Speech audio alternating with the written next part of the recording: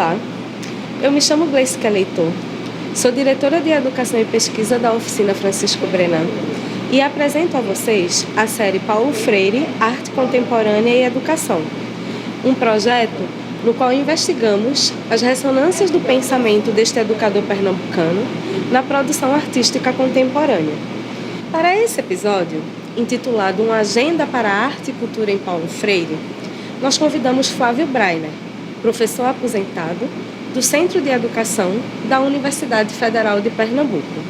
Nessa conversa, eu e Flávio debatemos as relações entre o movimento de cultura popular do Recife e o surgimento dos programas de alfabetização concebidos por Paulo Freire. Falamos ainda da importância da cultura, da arte e dos artistas na concepção paulo-freiriana de educação popular. Nós desejamos a vocês uma ótima conversa. Mas eu queria fazer uma apresentação menos convencional do professor Flávio Breiner, que ia falar da minha relação, já que estamos falando sobre educação. Eu sou educadora, Flávio é educador, e da minha relação de como eu conheci o professor Flávio, porque me parece que é uma história interessante de ser compartilhada, né, que me faz lembrar quase que o Mestre Ignorante de Jacques Rancière, porque eu conheci Flávio quando eu era aluna do Centro de Educação. Não tive a oportunidade, infelizmente, de ser aluna de Flávio, mas eu fazia a disciplina, na época, Psicologia da Educação, e eu chegava na sala de aula, Flávio dava aula, eu acredito, um tempo antes da minha aula, e eu chegava na sala de aula e eu encontrava as anotações de Flávio, anotadas no quadro da sala. Eu chegava um pouco antes, vinha do trabalho, sentava lá na sala e encontrava todas as anotações de Flávio no quadro. E eram anotações relativas ao pensamento de Pierre Bourdieu, relativas ao pensamento de Michel Foucault, né, de autores, sobretudo de autores franceses, e das questões que esses autores levantavam para a educação. Eu me lembro muito bem, consigo visualizar a imagem do quadro, e eu tomava nota de toda a matéria do Flávio.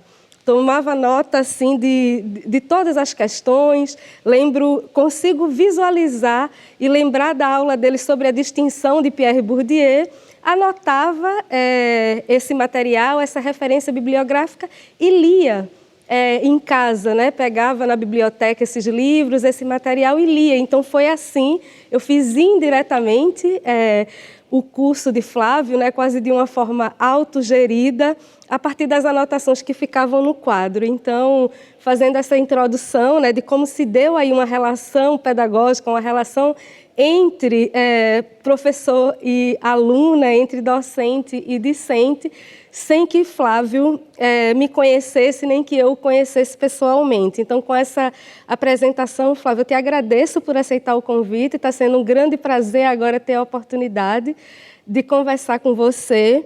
E, em nome da Oficina Brenan, agradeço por você estar conosco, iniciando essa série e colaborando conosco para que possamos contextualizar essa relação entre Paulo Freire e o movimento de cultura popular, que vai ser o mote da nossa conversa de hoje. Então, muito obrigado, Gleice, por esse convite, para que a gente possa conversar sobre a obra de Paulo Freire, que foi tema de estudos meus durante muitos anos, e, sobretudo, a respeito da situação cultural do Recife em que Paulo Freire viveu.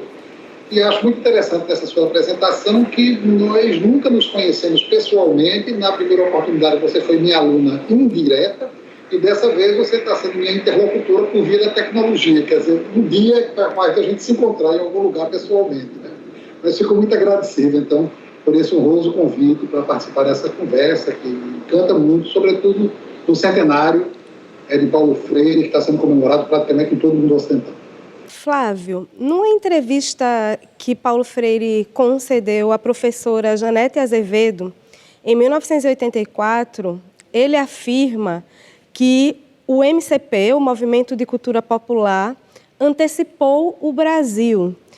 Você poderia fazer para a gente um apanhado, né, nos informar o que foi o MCP, qual era o contexto do Recife e do Brasil quando esse movimento surgiu e o que é que significa, né, essa frase que o MCP antecipou o Brasil? Em primeiro lugar, a gente tem que entender que o MCP e todos os movimentos que vão aparecer naquele momento, na segunda metade dos anos 50 até o golpe de 64, movimentos como de pé no chão também se aprende a ler, movimento de educação de base, o próprio movimento de cultura popular e vários outros movimentos que vão pulular aqui e acolá do Brasil inteiro, eles obedecem a uma contextualização histórica, quer dizer, não foram movimentos que caíram do céu nem que desceram do Monte Sinai com o decálogo pedagógico, político, para ensinar o Brasil a fazer o seu próprio projeto. São várias tradições que estão em jogo, uma delas é a tradição que vem do movimento modernista de 22, que faz uma descoberta da cultura popular e que levanta uma questão que vai ser uma questão fremente e premente entre a intelectualidade e a elite intelectual brasileira e que vem dos anos 20 a pelo menos os anos 60, que é quem somos nós brasileiros e qual projeto nós podemos construir a partir da construção de uma identidade, de uma autenticidade nacional. A outra questão é, será que o projeto político nacional será sempre conduzido por uma elite econômica desinteressada dos destinos do povo, quer dizer, apenas assistindo a esse espetáculo da miséria, da desigualdade, da injustiça? São questões que estão muito fortes naqueles anos 50 e que vão repercutir numa cidade como Recife, que em 1958... Entre 1954 e 1958, o Pernambuco foi governado por um governador chamado Cordeiro de Farias, que nem pernambucano era, ele era gaúcho, era militar, mas se passava por civil, era do PSB, mas na verdade se passava por um denista, quer dizer, na verdade um homem de dupla personalidade política e social, digamos assim, mas que foi, o período dele foi caracterizado como o quadriênio do terror, em função da perseguição política que ele fez em relação aos diversos aniversários que ele tinha naquela época. Em 1955, Recife, a capital, portanto, de Pernambuco, a terceira capital do Brasil naquela época, atrás apenas do Rio de Janeiro, que era a capital federal, São Paulo, evidentemente, capital econômica, Recife, a capital intelectual, mas também econômica do Nordeste. As capitais dos estados recobram o direito de eleger finalmente o prefeito da capital, coisa que a última vez que tinha acontecido tinha sido em 1898, que José Mariano tinha sido prefeito da cidade. Você imagina, né? Então, 57 anos depois. E quem se elege é um prefeito socialista chamado Pelópidas da Silveira, que vai inaugurar várias medidas de consulta popular, de assistência da prefeitura, de audições populares que vão se dar no Teatro Santa Isabel, e que um secretariado vai ter o cuidado de visitar as áreas mais pobres do Recife, e estas áreas existiam, como existem até hoje, talvez em escala até bem maior do que naquela época, mas o fato é que uma coisa vai começar a acontecer naquele momento. Ele desapropria uma área que mais tarde vai se tornar sede do movimento de cultura popular, que é o antigo sítio da Trindade, ou chamado Arraial Novo, onde havia ocorrido uma das batalhas da insurreição pernambucana de 1654.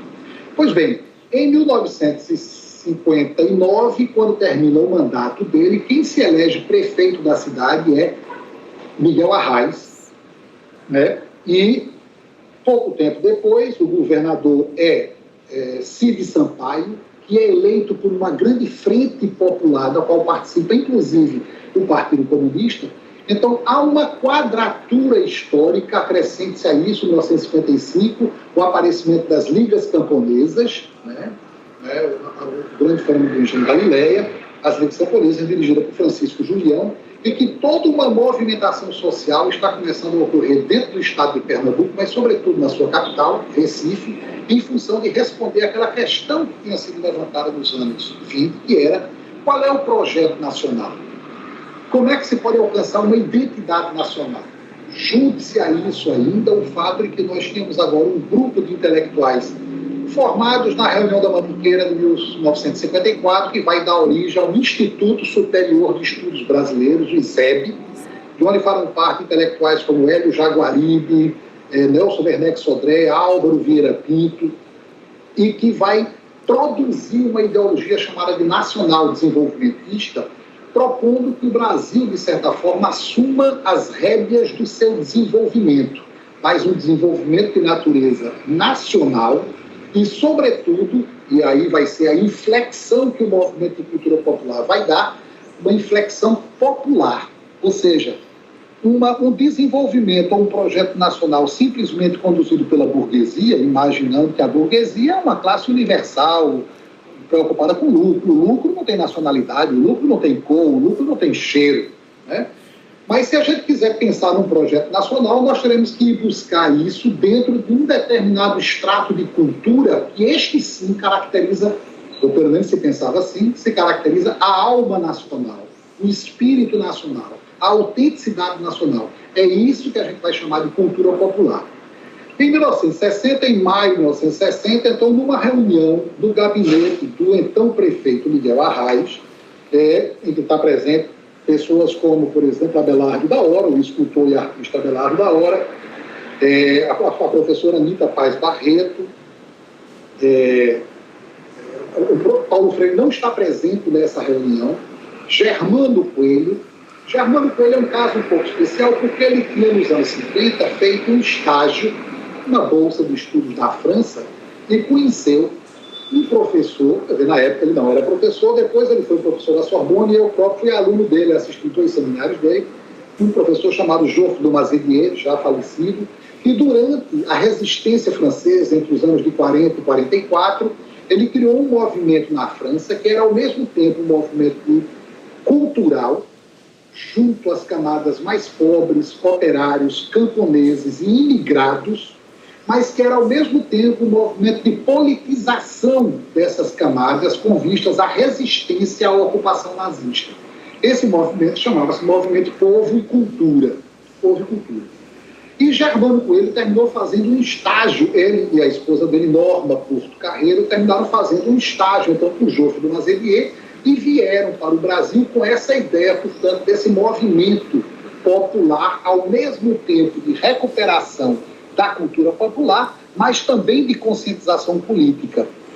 Na discussão que eles tiveram no gabinete de Miguel Arraes, então, quando ele falou disso, Miguel Arraes bateu na mesa, e essa história Germano Coelho conta com muito orgulho, com muita, até repetindo muitas vezes, Miguel Arraes bate na mesa e diz, então, o nosso movimento vai chamar-se Movimento de Cultura Popular. O primeiro presidente foi o sobrinho dele, Miguel Milton Arraes, mas que depois ele se afastou, e Germano Coelho, então, assumiu, e a sede que tinha sido desapropriada do sítio da Trindade vai ser, então, a sede do Movimento de Cultura Popular. O Movimento de Cultura Popular, então, é uma tentativa de dar uma resposta nacional, popular, a uma questão que havia sido levantada nos anos 20 a respeito de quem somos nós, quando é que nós vamos nos libertar das políticas metropolitanas, sejam elas colonialistas ou imperialistas, e qual é a classe que vai conduzir esse processo em direção à nação. Quando é que nós vamos deixar de ser colônia para nos tornarmos nação? Esse tema, por exemplo, está presente na tese de catedrático que o professor Paulo Freire apresentou em 1959, na antiga Escola de Belas Artes, onde ele já era professor, digamos, substituto, para facilitar um pouco, na época não tinha esse nome, e faz um concurso em 1959, em que ele concorre com a professora Maria do Carmo Tavares de Miranda, perde esse concurso, mas logo a seguir ele é convidado pelo reitor João Alfredo para montar o Serviço de Extensão Cultural da antiga Universidade do Recife, e que vai dar a ele, então, uma grande projeção. Lembro ainda que Paulo Freire tinha vindo de uma experiência do Agreste do Rio Grande do Norte, a experiência de Angicos, em que mais de 300 camponeses foram alfabetizados por um método, né, que Paulo Freire depois vai recusar um pouco essa ideia de método, método Paulo Freire de alfabetização, em que terminou se divulgando e se difundindo no Brasil que havia no Nordeste um educador que alfabetizava adultos em 40 horas.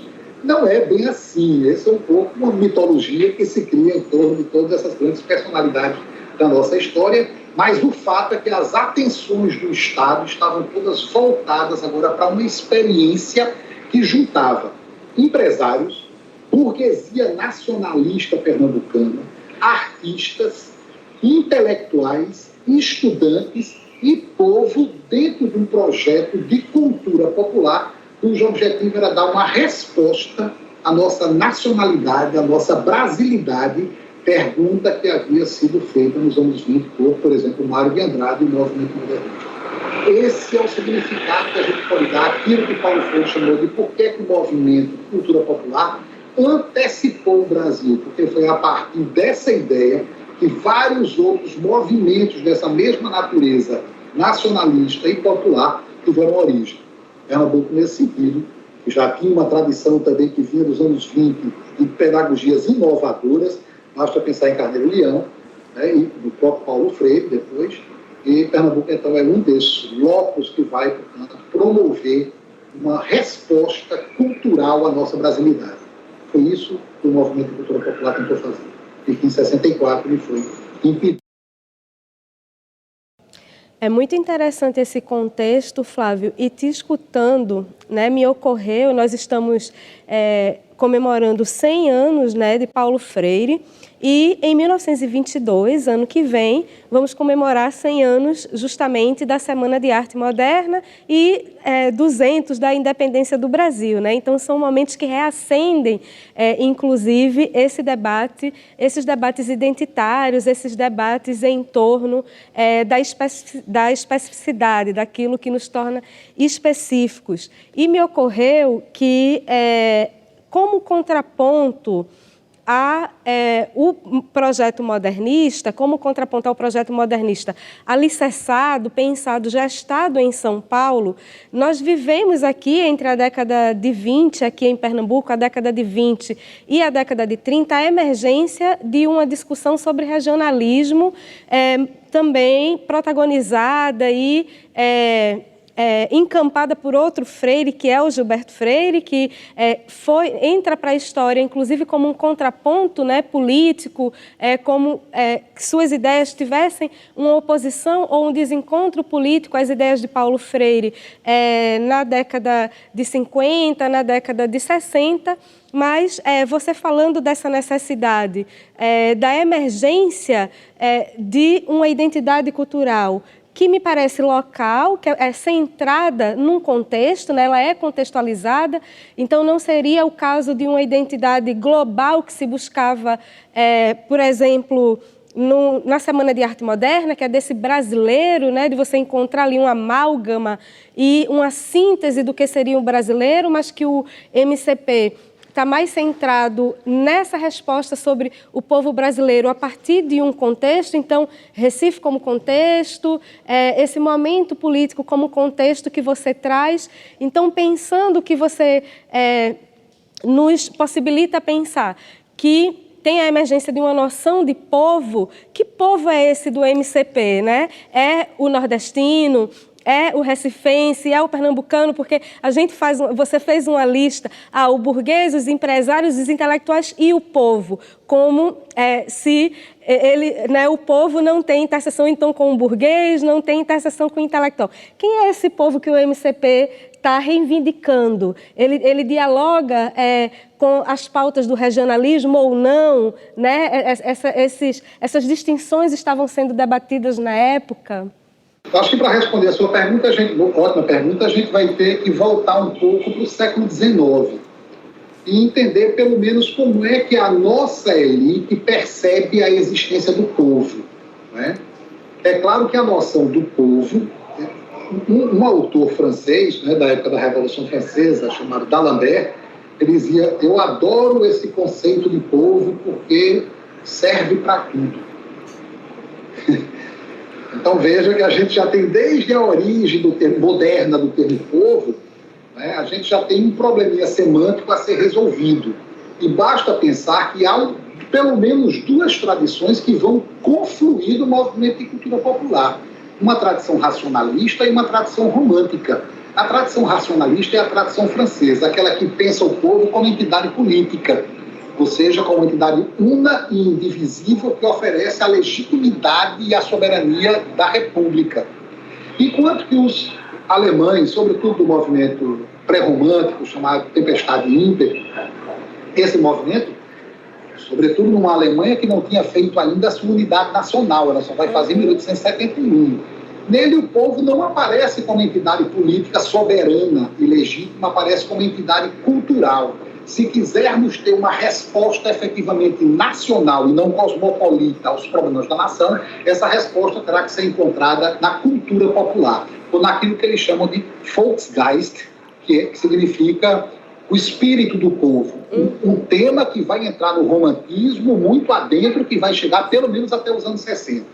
Mas observe bem, nós tivemos pelo menos uma tradição aqui no Brasil em que a gente teve, no Segundo Império, um diplomata francês chamado Arthur de Gobineau, que teve aqui servido e escreveu um livro que teve uma influência decisiva na nossa elite intelectual do Segundo Império. Esse livro chamava-se Estudo sobre a Desigualdade das Raças, em que ele tentava provar que existiam as raças e a cada raça, veja, não se trata da tese racista, esse racismo ordinário que nós praticamos todos os dias, do tipo, eu não gosto de negro, eu não gosto de branco, eu não gosto de amarelo, não é desse tipo, não. É a atribuição de certas características psicológicas, emocionais, físicas e, atenção, cognitivas a determinadas raças. Ou seja, para Gobineau, a raça negra era incapaz de, por conta da sua própria compleição racial, alcançar os patamares de inteligibilidade e de abstração alcançadas pela raça branca. E ele chega a fazer uma pergunta no livro dele extremamente capciosa. Querem a prova do que eu estou dizendo? Apontem-me aonde está o Charles Baudelaire africano. Veja. Então a gente tem, ao mesmo tempo, uma tradição racialista e uma tradição também lombrosiana. Cesare Lombroso escreveu, em 1851, um livro chamado L'Uomo Delinquente, O Homem Delinquente, em que ele fez uma pesquisa muito estranha na Itália, em que ele saiu medindo a cabeça das pessoas delinquentes, prisioneiros, encarcerados, que haviam cometido crimes hediondos. Ele faz uma medida com uma régua de Palmer, uma medida craniana, e depois de investigar 1000 pessoas, ele tira uma média aritmética e chega à conclusão que o criminoso nato, há 4 tipos de criminosos na concepção dele, o epiléptico, inclusive, é um tipo de criminoso, ele chega à conclusão de que o criminoso nato tem determinadas características cranianas. Aqui no Brasil, o grande representante dessa tradição lombrosiana foi o médico, embora fosse maranhense, mas o grande nome da psicologia forense da Faculdade de Direito da Bahia, chamado Nina Rodrigues. Por exemplo, quando a cabeça decepada de Antônio Conselheiro foi levada para fazer uma autópsia, biópsia, essas coisas que se fazem nos institutos médicos legais, a conclusão que ele chegou foi que, pelas dimensões cranianas, trata-se efetivamente de um fanático. Como é que você extrai o fanatismo religioso de dimensões cranianas? Isso só na cabeça dos lombrosianos. Mas o que eu quero dizer é que nós temos então 2 tradições, lombrosiana e uma tradição racialista que vai confluir na nossa república. Ou seja, quando o movimento republicano surge em 1889, 91, o povo, sobretudo a nossa tradição negra da nossa demografia, quer dizer, a presença negra na nossa demografia, é vista como um fator de descivilização.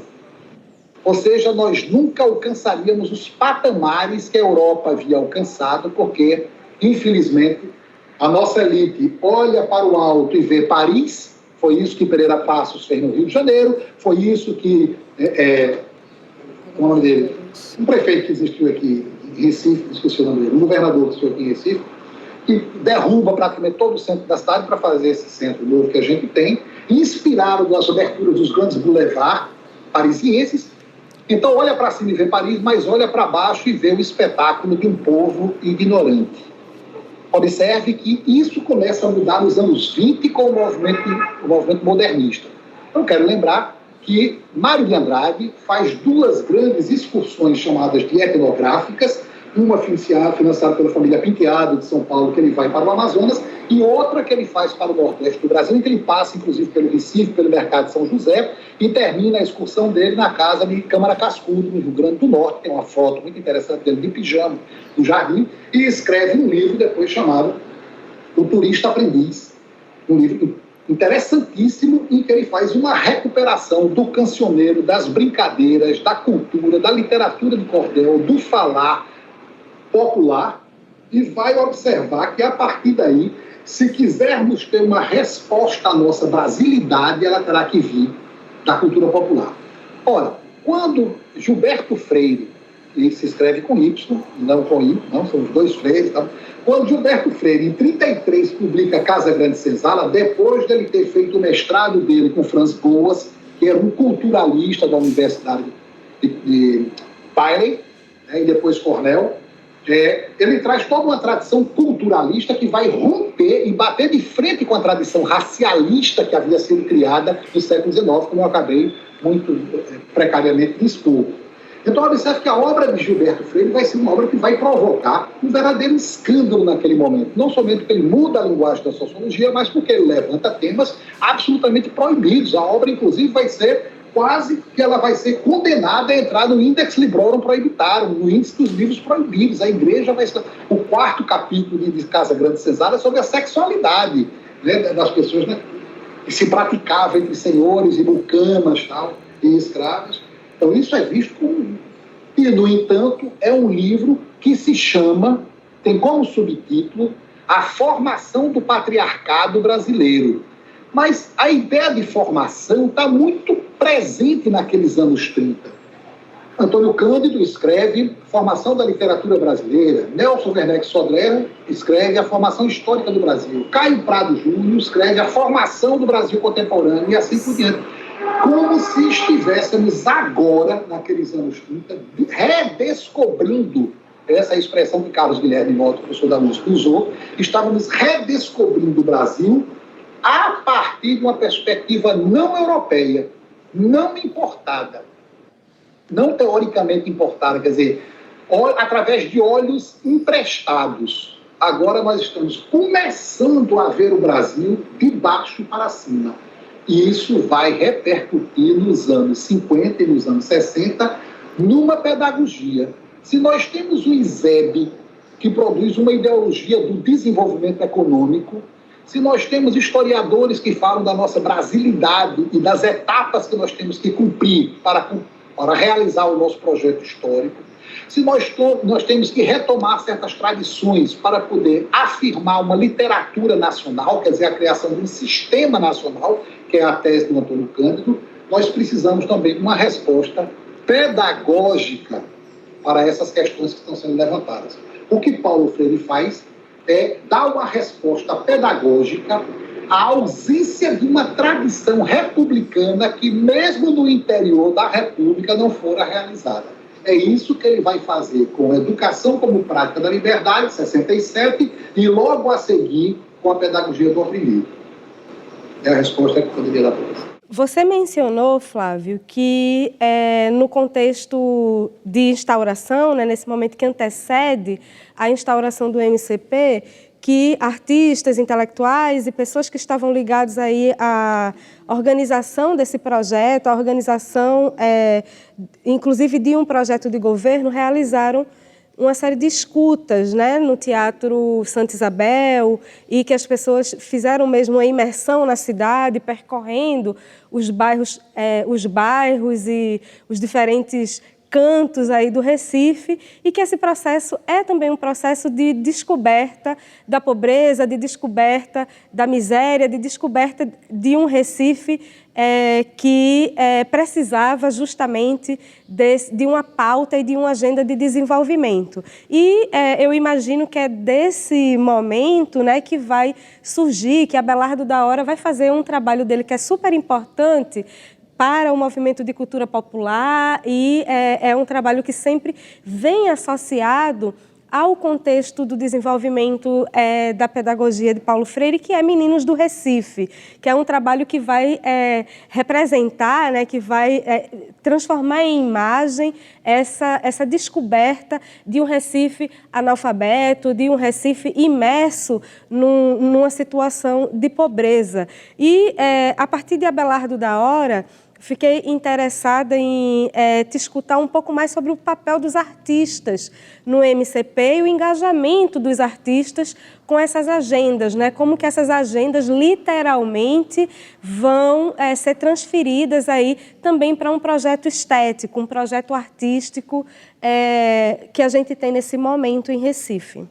Preciso que a gente se lembre, ótima pergunta, que a gente se lembre que desde o movimento de 22, o movimento modernista, que há uma ruptura dos nossos artistas, sobretudo aqueles artistas que trabalham com a arte pictórica, que trabalham com a pintura, sobretudo, mas na música também, basta lembrar o nome de Iberê Camargo, de Villa-Lobos, de Pixinguinha, de Ernesto Nazaré na música, mas também na pintura, os nomes de Tarsila do Amaral, de Portinari, que vão buscar nas raízes populares os seus temas, que vão buscar no povo os seus temas. E isso vai ter uma repercussão nacional. Aqui, nos anos 40, é criada a Escola de Belas Artes, a Escola de Artes do Recife, que ficava ali junto dos Correios. Eu me lembro que eu era pequeno, debruçado no Rio Caparibe, junto da Ponte do Arco Coelho, mas que a cheia, em 1966, levou. Foi lá onde vários artistas, inclusive Teresa Costa Rega, eu tenho um quadro dela aqui na minha frente, e aonde o próprio Abelardo da Hora foi professor. Mas Abelardo fora, durante muito tempo, e até o final da vida dele, membro do Partido Comunista Brasileiro. Ele era do Partidão e tinha uma concepção, portanto, do popular, da nacionalidade, uma concepção revolucionária que vai se transformar um pouco depois de 1956 por causa da modificação da linha teórica um pouco do partido, da linha pragmática do partido. Foi o tema da minha dissertação de mestrado sobre o Partido Comunista de Pernambuco nos anos 50 e 60. E Abelardo, então, vai se introduzir também no movimento de cultura popular. Ele já era o responsável pelos parques e jardins da Prefeitura do Recife e vai se tornar, então, no movimento de cultura popular, o chefe do Departamento de Artes e Artesanato. E é a partir daí que ele começa a fazer todo um trabalho, evidentemente, de pesquisa nas periferias. Quero lembrar que o primeiro levantamento que foi feito sobre o analfabetismo infantil do Recife foi feito por Miguel Arraes durante a Prefeitura em 1961. O primeiro levantamento sobre o analfabetismo infantil na cidade do Recife. Então começa todo um programa. O Movimento de Cultura Popular não trabalhava só com a educação de adultos, trabalhava também com a educação infantil. Havia um departamento de educação infantil, a cargo da professora Paz Barreto, Anita Paz Barreto. E observe que vários artistas são convidados para atuarem dentro das suas áreas específicas, desde que com vínculos com a cultura popular. Basta pensar no nome, por exemplo, de Geraldo Menuti na música, que tinha acabado de chegar da União Soviética e de todo o leste europeu, que tinha um trabalho de música e de musicologia junto às camadas populares, que é de formação musical junto com pessoas que não tinham nenhum recurso de acesso à cultura. Basta pensar em Luiz Mendonça, que traz o teatro popular para dentro do MCT, as praças de cultura, que são também uma responsabilidade de Abelardo da Hora, a Praça da Várzea, a Praça de Bibiribe, a Praça da Torre, que a gente ainda vê hoje aqueles teatrinhos armados ali na Praça da Torre, que fizeram parte exatamente desse movimento de grande divulgação da cultura erudita e popular junto ao povo, que teve uma repercussão imensa. Quando surge, quando o professor, que foi meu professor, João Francisco de Souza, assumiu a Fundação Guararapes em 85, logo depois da democratização, ele publicou um memorial do MCT, esse aqui, em que a capa é exatamente um dos desenhos de Abelardo da Hora, da série Meninos do Recife, e que tem aqui algumas figuras que vocês podem ver aqui, né? Meninos do Recife, quer dizer, retratando a profunda miséria que atingia a nossa infância e que atinge ainda hoje, com crianças no meio da lama, pescando caranguejo, pedindo esmola nas ruas, flagelados praticamente. Quer dizer, Trata-se agora de um trabalho em que a arte, ao invés de estar representando coisas como a independência do Brasil, feita por Dom Pedro I, num gesto magnânimo e heróico, às margens do rio Ipiranga, como fora feito por Pedro Américo, naquele quadro que, na verdade, foi 70 anos depois de que aconteceu o grito de Ipiranga, portanto, uma representação completamente fantasiosa. Agora nós temos uma arte que procure buscar no povo e denunciar a miséria, a desigualdade, a injustiça e o tipo de sociedade que nós herdamos da colônia e que não conseguimos ainda superar naqueles anos 60. Trata-se agora daquilo que Sartre chamou de um engajamento do artista, o engajamento do intelectual, o engajamento do escritor. Quer dizer, o escritor, o artista, o intelectual, o homem que reflete, ele tem uma obrigação com o seu tempo. Ele não está só no seu tempo. Ele tem uma obrigação de dar uma resposta ao seu tempo, seja sob a forma da denúncia, seja sob a forma do anúncio de uma nova utopia, de um novo caminho. É isso que esses intelectuais estão fazendo naquele momento. Aí você tem Abelardo da Hora, é um deles, evidentemente, mas também o próprio Francisco Brenan, né, que vai, inclusive, desenhar algumas das pranchetas que serão utilizadas dentro do programa de alfabetização de adultos de Paulo Freire. Então, vocês têm aqui algumas das ideias que são desenvolvidas pictoricamente por Francisco Brenan para o trabalho de alfabetização de Paulo Freire. O que é que está em jogo aqui? O que está em jogo aqui é uma distinção muito forte naquele momento entre cultura e natureza. Então, mas quando a gente está falando de cultura e natureza, nós estamos falando simplesmente de uma noção antropológica da cultura, quer dizer, a cultura como o conjunto das realizações espirituais ou materiais do homem e a natureza como aquilo que o homem não fez, né? Aquilo que já estava dado, e a cultura aquilo que é construído e transformado pela ação humana. Não se trata só disso, e basta pensar que Paulo Freire, desde Angicos, e depois teorizado na educação como prática da liberdade, e logo a seguir também teorizado e conceitualizado na pedagogia do oprimido e discutido com seus diversos interlocutores até praticamente o fim da vida, o que ele estava querendo dizer é que não é possível discutir os temas da natureza e da cultura sem colocar no meio o tema da problematização. O que é que ele está querendo dizer? A natureza foi dada quando nós chegamos aqui, as montanhas já existiam, o oxigênio do ar já existia, as palmeiras, os oceanos, os mares e as montanhas já existiam. Não foram feitas por nós. Se foram feitas por Deus, isso é outra história que eu não vou entrar aqui. Mas não foram feitas por nós. Mas nós conseguimos transformá-las através da cultura.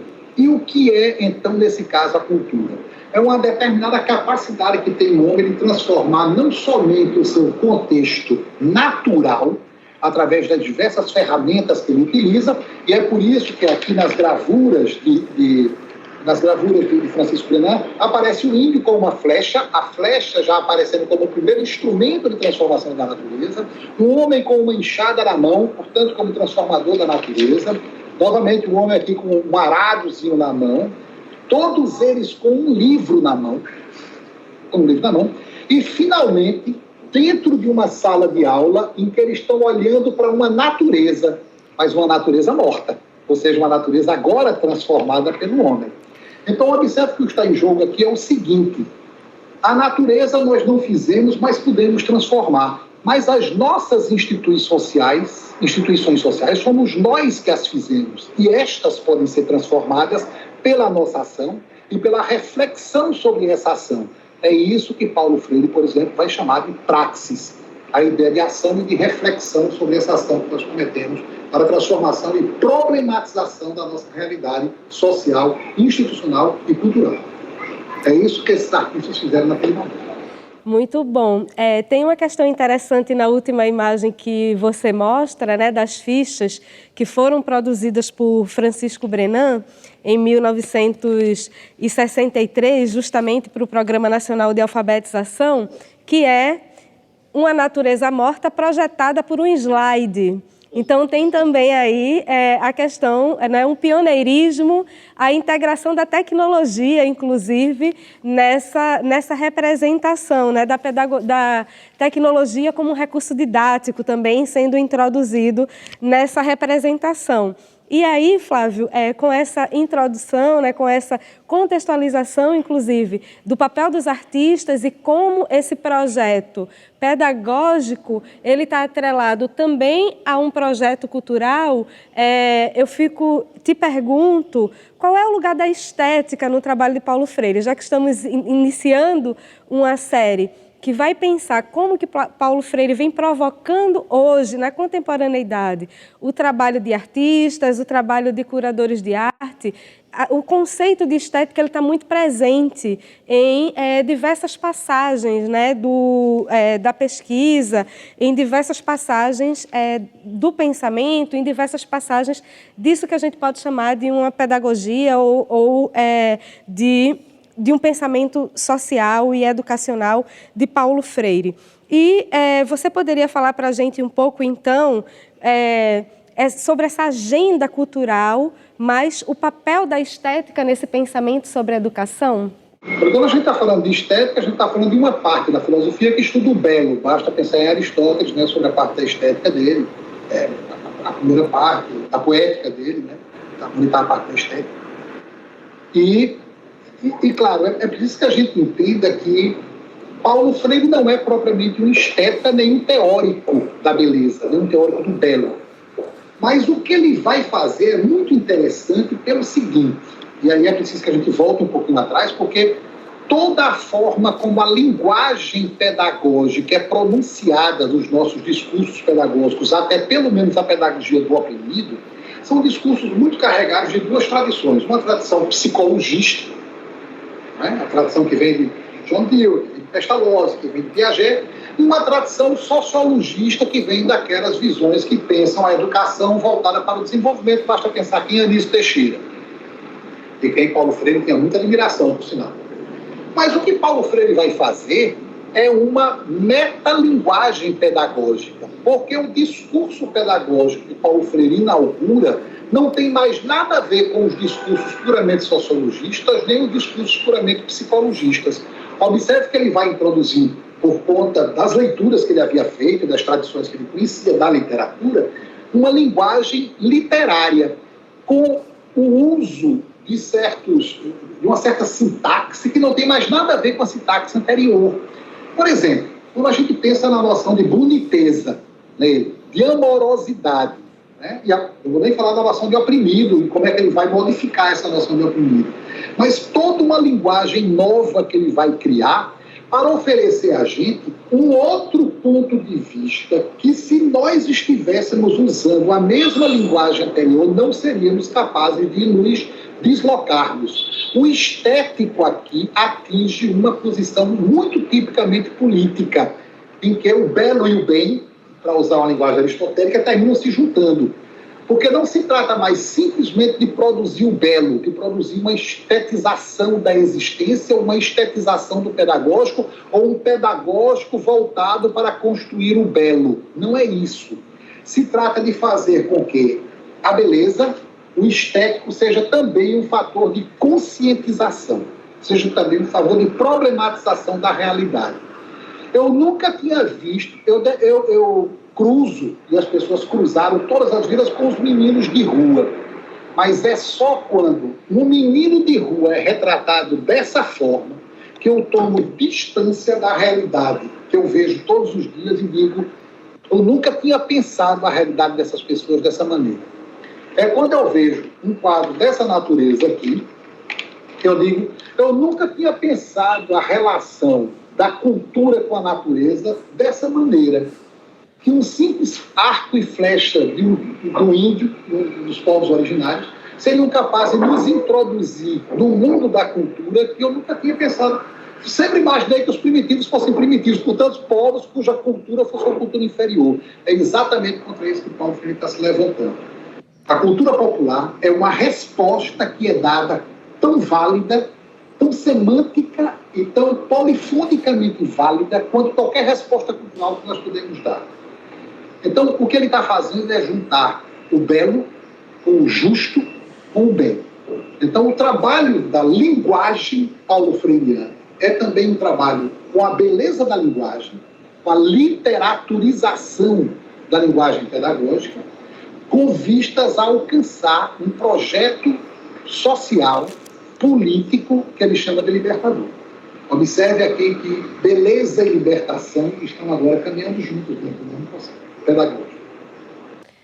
Flávio, uma das respostas, né, que Paulo Freire sempre dava às críticas que ele recebia e às leituras que eram feitas do seu pensamento, girava em torno da necessidade do pensamento dele ser contextualizado e da possibilidade mesmo do pensamento dele ser criticado, ser revisto, né? E eu sou leitora do teu trabalho, acompanho o teu trabalho intelectual, o teu trabalho, leio os teus artigos e tenho aqui o compromisso de dizer que são leituras e críticas a Paulo Freire que apontam questões que são muito importantes, inclusive para combater, né, para fazer a distinção de algo que você diz muito nos textos, que é uma distinção muito importante entre reconhecer, compreender e celebrar o que tem de instaurador no pensamento de Paulo Freire, que é muito diferente dos paulo-freirianismos, né? Que seria uma adesão, uma incorporação desse pensamento sem, inclusive, levar em conta todo esse contexto aqui que você nos forneceu de condições de possibilidade para esse pensamento emergir e quais são, de fato, os agenciamentos, a que é que ele está respondendo, inclusive, no momento que Paulo Freire tem a oportunidade aí de elaborar a sua obra e de desenvolver as suas reflexões.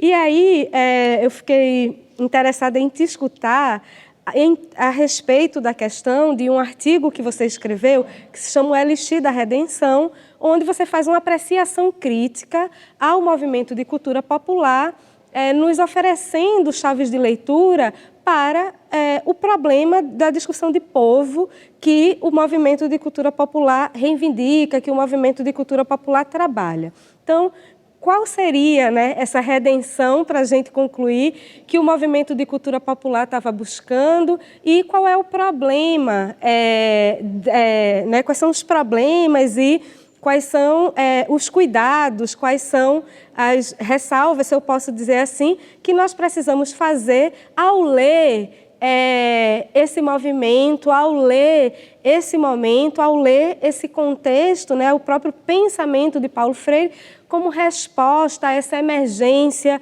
como resposta a essa necessidade de se refundar um povo no momento que o movimento de cultura popular está elaborando aí as suas práticas e movimentando, né, criando em Recife, como se diz, na fortuna crítica relacionada ao movimento de cultura popular, quase que uma experiência revolucionária, uma experiência quase, né, nunca antes vista. Então, que tipo de cuidado nós precisamos ter ao pensarmos o movimento de cultura popular hoje? Cuidados conceituais, inclusive. Vamos dividir, então eu vou responder a sua pergunta dividindo em duas partes, né? A primeira, em relação ao próprio Paulo Freire ou paulo-freirianismo, são duas coisas que nós precisamos fazer distinção, e depois eu falo um pouco sobre o movimento de cultura popular e aquela noção de povo com a qual eles trabalharam durante aqueles poucos anos da sua existência institucional. Em primeiro lugar, é preciso que a gente lembre que a Pedagogia do Oprimido, que é a principal obra de Paulo Freire, traduzida em mais de 40 línguas, divulgada praticamente no mundo inteiro, uma das obras mais citadas em todos os motores de busca da internet. A gente tem que se lembrar que a Pedagogia do Oprimido é um verdadeiro divisor de águas, sobretudo por ter introduzido um tema, na verdade, um personagem novo dentro da pedagogia. A pedagogia e a educação escolar, basicamente, ela tratava do aluno, dos conteúdos de aprendizagem, da avaliação, das didáticas, da psicologia da aprendizagem, da história, da filosofia, etc. Mas não tratava desse personagem que fora introduzido por Paulo Freire, que é o personagem do oprimido. O oprimido não é apenas o contrário do opressor, senão bastaria que a gente eliminasse o opressor para que a gente tivesse automaticamente livres. O que ele procura mostrar é que o oprimido é uma dimensão e uma injunção interna. Nós albergamos, nós hospedamos opressores dentro de nós, dentro de cada um de nós, e nós vemos o mundo, falamos o mundo, sentimos o mundo, expressamos esse mundo sob a forma da opressão. E não percebemos isso. E todo o trabalho de conscientização, que é um trabalho dificílimo, reside em tirar os óculos que os opressores me deram, construir novos óculos e olhar o mundo de uma outra forma. Isso não é fácil de ser feito. Mas a pergunta que nós temos que fazer é: será que as águas que a pedagogia do oprimido, as águas pedagógicas que a pedagogia do oprimido dividiu naquele longínquo ano de 68, são ainda as mesmas águas de 2021? E aí nós teríamos que ter um certo cuidado na apreciação crítica da própria obra de Paulo Freire. Quer dizer, Paulo Freire nos instou, nos conclamou para o alerta, para a vigilância crítica, inclusive sobre a própria obra dele, quando ele disse que eu preciso ser reinventado, eu quero ser reinventado. Sim, o problema é que o paulo-freirianismo não é a pedagogia do oprimido, assim como o cristianismo não é o Sermão da Montanha, assim como o marxismo não é o Manifesto Comunista. Então, o que significa a institucionalização de um pensamento? Significa a sua cristalização, significa a sua doutrinação, significa a construção de hierarquias institucionais, disciplinas acadêmicas, colóquios. Quando um autor subversivo na sua época se torna patrono da educação nacional, estátua disso e daquilo outro, tema para colóquios. Eu próprio fui professor de educação popular, mas eu não tinha nenhum adulto analfabeto nas minhas turmas. E eu não estava com nenhuma pretensão de libertá-los de nenhuma forma de opressão. Então, quando uma disciplina como a educação popular entra na universidade, é porque, de alguma forma, aquilo que era instituinte, o pensamento subversivo, se tornou instituído, ou seja, cristalizado sob formas normatizadas e disciplinarizadas pelo pensamento, tendo perdido aqui todo o seu efeito, portanto, de subversão. Há um autor que escreveu um livro em 1961, ele chama-se Mulman, Wilhelm Mulman, que escreveu um livro chamado Messianismos Revolucionários do Terceiro Mundo, em que ele dizia: quando uma ideia se transforma numa doutrina, num partido ou numa religião, é porque ela já perdeu a sua força subversiva original, onde, no entanto, nós pretendemos ainda fundar a sua legitimidade. Então, a minha briga com os paulo-freirianos, inclusive do Centro de Educação, é exatamente porque eu acho que quando nós chegamos a esse ponto, não estou dizendo que a gente deva comemorar, mas quando a gente transforma essas comemorações numa simples repetição, muitas vezes até sectária do pensamento dele, sem fazer uma reflexão de mais profundidade sobre a validade dos conceitos que ele elaborou, conceito de opressão, conceito de oprimido, conceito de dominação, conceito de classe, mas sobretudo o conceito de consciência e de sujeito, que sofreram depois do pós-estruturalismo francês. Uma modificação muito grande. Paulo Freire nunca citou Michel Foucault na obra dele. Vocês têm um certo cuidado. A obra dele final, a última obra dele, Pedagogia da Autonomia, pode ser tudo, menos autonomia, porque é ele quem diz o que é que o professor deve fazer. Ora, a autonomia é exatamente quando a norma não vem de fora, ela é criada a partir da minha razão, para pensar no conceito de autonomia de Kant. Né? As 3 cartas que a mulher dele publicou, chamada Pedagogia da Indignação, aqui, portanto, um trabalho póstumo, o Paulo Freire já tem um livro, mostram que os conceitos que Paulo Freire tinha utilizado para construir toda uma pedagogia estavam encontrando sérios problemas de enfrentar uma realidade que nós ainda não compreendíamos direito, a realidade do neoliberalismo, que não poderia ser traduzida simplesmente em fatalismo ou em laxismo político, conformismo político. Não é só isso. Nem muito menos pensar que os intelectuais que antigamente tinham sido de esquerda estavam abandonando o pressuposto da luta de classes. Não era isso o que estava em jogo. Em relação ao MCP, primeira parte da minha pergunta, segunda parte. Em relação ao MCP, é preciso que a gente pense o seguinte: as culturas, vou ter que voltar lá para trás de novo, vamos fazer uma digressão histórica. As culturas populares, diz o professor Peter Burke, da Universidade de Essex, na Inglaterra, que é casado, inclusive, com uma pernambucana, né? Ele diz que quando a cultura popular do século XVI já estava praticamente desaparecida com a construção dos estados nacionais. Então, as línguas regionais, as formas de escrita regionais, os patuais, a forma de falar regional, os folgueiros, as brincadeiras, os contos orais, praticamente foram desaparecendo por conta da criação das línguas nacionais, de uma educação nacional que praticamente proibiu ou reprimiu as culturas locais. Mas foi exatamente quando essas culturas locais começaram a ser reprimidas que os intelectuais, sobretudo os intelectuais do romantismo, do primeiro romantismo, chamada fase pré-romântica, começaram a recuperar a questão da cultura popular. Então, observe que cultura popular, na verdade, é uma atribuição dos intelectuais. Porque as próprias classes populares não dizem de si mesmo, eu faço parte da cultura popular. São os intelectuais que fizeram essa distinção entre a distinção alemã, né? Kultur das Volken, cultura do povo, e Kultur des Gelehrten, que é a cultura das elites. Então, são duas coisas completamente diferentes, mas criadas pela uma para representar uma cultura cosmopolita e universal, muito representativa do racionalismo francês. O que é que os alemães diziam? O homem, com H maiúsculo, nunca vi. Eu já vi o chinês, o americano, o paraibano, o pernambucano, agora o homem com H maiúsculo, que os franceses inventaram, isso é coisa dos franceses. Nós conhecemos os homens particulares, e é exatamente essa briga entre o particularismo cultural e o universalismo da razão que vai confluir no movimento de cultura popular. A questão, portanto, é saber quem é o povo. Se você pergunta ao Partido Comunista quem é o povo, ele vai dizer uma coisa. Se você pergunta ao ISEB quem é o povo, ele vai dizer uma outra coisa. Se você pergunta a um intelectual de direita, como, por exemplo, Ortega y Gasset, ele vai dizer uma outra coisa. Então, observe que nós temos aqui, Julian Bendar vai dizer uma outra coisa. Então, observe que o que está acontecendo aqui é, não somente um novo conceito de povo que está sendo construído. Veja, quando a gente está falando de educação popular, a gente não está dizendo uma educação que vem do povo, ou uma educação com o povo, ou uma educação do povo ou para o povo, não. É uma educação para construir uma determinada ideia de povo. E uma ideia que é dos intelectuais. O povo para ser povo é como aquela frase de Tom Jobim, quando ele falava dos Estados Unidos. Os Estados Unidos é bom, mas não presta. Para os intelectuais do movimento de cultura popular, o povo é muito bom, mas não presta.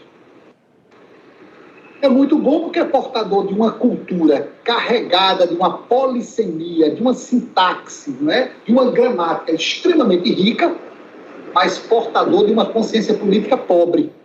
Então é preciso juntar o que ele traz da sua cultura com projetos de conscientização política que vêm do contato dele com um educador popular, que este sim já alcançou a sua criticidade.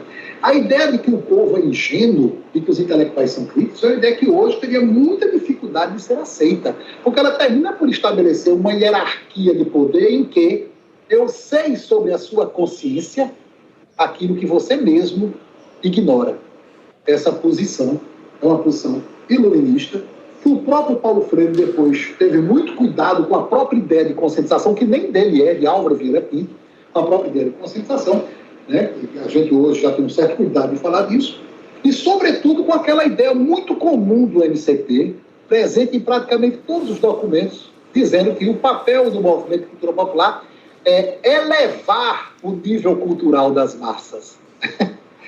Mas elevar para alcançar que patamar? O dos intelectuais, o que coloca um outro problema. Então, os intelectuais já sabem onde o povo deve chegar, e deve chegar aonde? Ali aonde eles próprios já chegaram. Portanto, é como se eu dissesse, nós somos o espelho da consciência, nós somos o horizonte da conscientização, o horizonte da politização, e as camadas populares, coitadas, né, que têm uma cultura riquíssima, mas uma consciência política paupérrima, precisam chegar ali onde nós chegamos.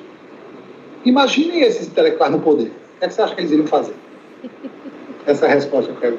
Flávio, muito obrigada. Né? Eu acho que com essa reflexão e com mais, né, essa leitura maravilhosa, a gente encerra a nossa conversa. Te agradeço muito, né, por estar conosco aqui na abertura dessa série e trazendo para a gente falas, contextos e situando historicamente o movimento de cultura popular, que para nós já é também uma forma de situar, né, a emergência do pensamento de Paulo Freire, porque, de fato, esse é o nosso compromisso com essa série, né?